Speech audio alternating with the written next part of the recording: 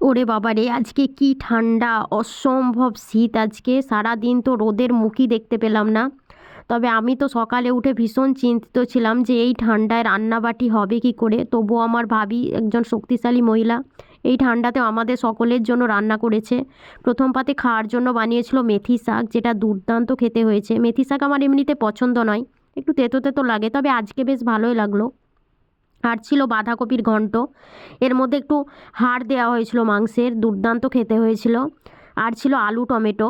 আলু দিয়ে টমেটোর এই টকটা আমাদের বাড়িতে সবাই ভীষণ পছন্দ করে, বিশেষ করে আমার ভাই। তাই তো আমার ভাবি এটা ভীষণ ভালোবেসে রান্না করে, যেহেতু তার হাজব্যান্ডের ভীষণ পছন্দের একটা খাবার। এর সঙ্গে আমি একটু বাঁধাকপির ঘন্ট আর একটু শিম মেখে খেয়েছিলাম, ভালোই লাগলো। তারপরেই ছিল কষা কষা মাংস।